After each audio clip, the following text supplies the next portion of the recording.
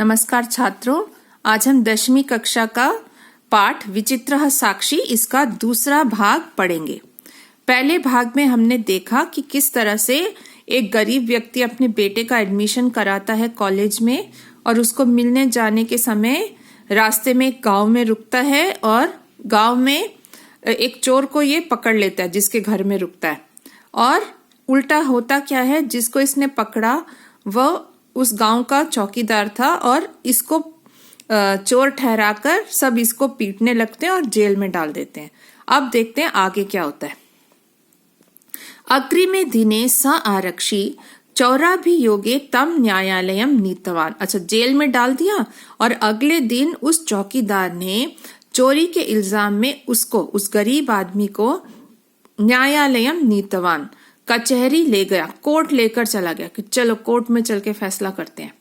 न्यायाधीशो बंकिम चंद्र, और वहां पे जज कौन थे? बंकिम चंद्र, बड़े समझदार व्यक्ति थे वो।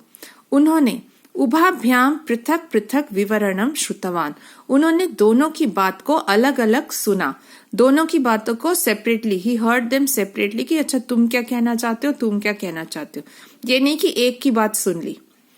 ये सबसे इम्पोर्टेंट बात है एक न्यायाधीश के लिए। जजमेंट की सीट पर बैठे तो सबकी बात सुननी जरूरी है। सर्वम वृत्तम अवगत्य, सारी बात को समझकर, सतम निर्दोषम अमन्यत, वो इतने समझदार थे, होशियार थे कि पूरी बात सुनकर उनको पता चल गया कि यह व्यक्ति निर्दोष है। आरक्षिणम च दोषभाजनम, और वह चौकीदार ही वास्तव में दोषी है। उनको समझ आ गया कि ये जो गरीब व्यक्ति है ये निर्दोष है और वो चौकीदार ही वास्तव में चोर है। किंतु प्रमाण अभावात, लेकिन प्रमाण ना होने के कारण, कोई प्रूफ, सबूत, एविडेंस ना होने के कारण स निर्णय तुम न अशक्नोत, उनके पास निर्णय करने का कोई मार्ग नहीं था। अब उनको पता तो चल गया लेकिन कोई उनके पास प्रूफ नहीं था कि इस बात को साबित कैसे किया जाए, इसलिए उन्होंने कोई निर्णय नहीं दिया। ततो असौ तौ अग्रिमे दिने उपस्थापम आदिष्टवान, तो उन्होंने क्या किया, उन्होंने इन दोनों को अगले दिन उपस्थित होने का आदेश दिया।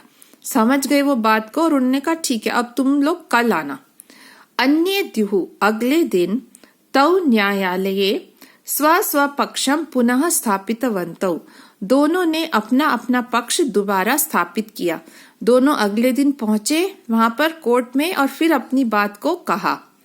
तदैव कश्चित तत्रत्यः कर्मचारी, तभी वहां पर रहने वाला कर्मचारी, जब ये अपनी बात बता रहे थे उसी समय उस कोर्ट का ही एक कर्मचारी, वहां काम करने वाला, समागत्य, आकर न्यवेदयत, कहने लगा, यत् इतः क्रोश द्वयांतराले, कि यहाँ से 2 कोस की दूरी पर, कश्चित् जनः केनपि हतः, कोई व्यक्ति किसी के द्वारा मारा गया है।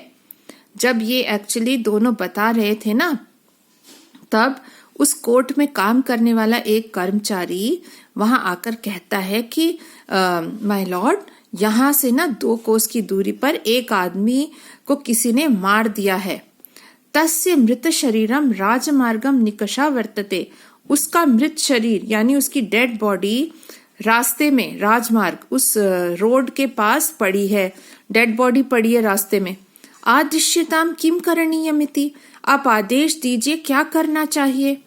न्यायाधीशः आरक्षिणम अभियुक्तम च तम शवम न्यायालये आनेतुम आदिष्टवान, तो वो जज ने, बंकिम चंद्र जी ने क्या किया, उस आरक्षी यानी उस चौकीदार और जिस पर दोष लगा था उस गरीब व्यक्ति को, वह शव, वो जो डेड बॉडी है उसको लाने के लिए उन्होंने आदेश दिया कि अच्छा तुम दोनों जाओ और उस डेड बॉडी को लेकर आओ।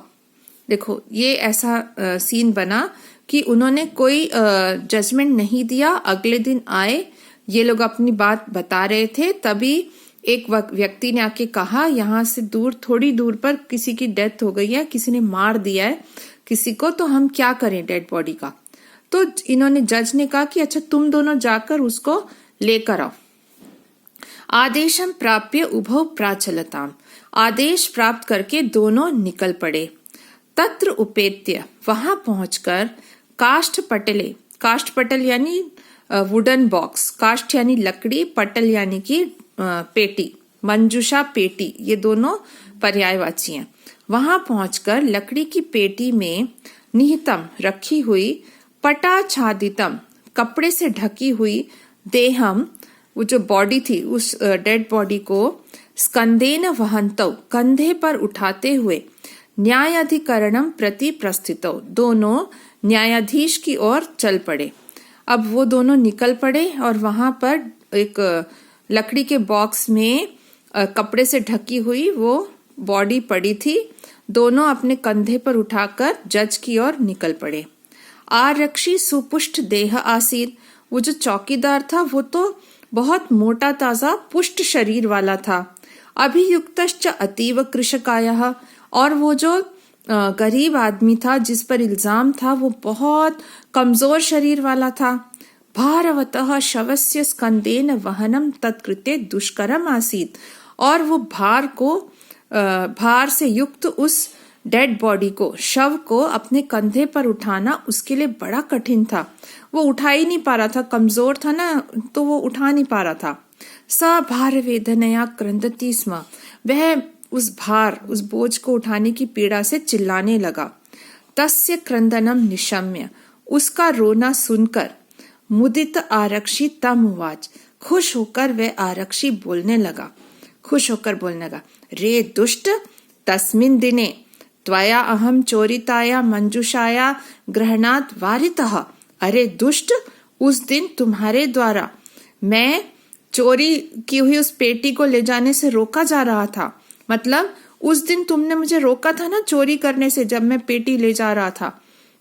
इदानीम निज कृत्यस्य फलम भुंक्षस्व, बस अब अपने करनी का फल भुगतो। तुमने मुझे रोका ना उस दिन चोरी करने से। अस्मिन् चौर्याभियोगे त्वं वर्षत्रयस्य कारादंडम लप्स्यसे, अब इस चोरी के इल्जाम में तुमको 3 साल की कैद होगी, वो भुगतना तुम। इति प्रोच्य उच्चे ही अहसत, ऐसा कहकर जोर जोर से हंसने लगा। यथा कथंचित उभौ शवम आनीय एकस्मिन् चत्वरे स्थापितवन्तौ, किसी तरह से दोनों उस शव को उठाकर एक चौराहे पर उन्होंने रखा। यानी दोनों गए, उस डेड बॉडी को उठाया, लेकिन इससे उठाया नहीं जा रहा था क्योंकि ये बहुत कमजोर था, और वो जो चौकीदार था वो आराम से उठा पा रहा था। ये बेचारा चिल्ला रहा था, गरीब आदमी जिसके ऊपर इल्जाम लगा था कि कैसे उठाऊं। और ये चौकीदार उस पर हंसकर कहता है, देखा तुम मुझे उस दिन बोल रहे थे ना, चोरी करने से रोक रहे थे, लो अब भुगतो अपना फल, अब तुम्हें 3 साल की जेल हो जाएगी। ऐसा कहकर उसकी हंसी उड़ाने लगा। और किसी तरह दोनों उसको उठाकर, वो जो डेड बॉडी थी, एक चौराहे पर उन्होंने उसे रख दिया। ठीक है, तो अब ये दूसरा पार्ट खत्म होता है। इसके बाद हम स्टोरी का आखिरी हिस्सा देखेंगे।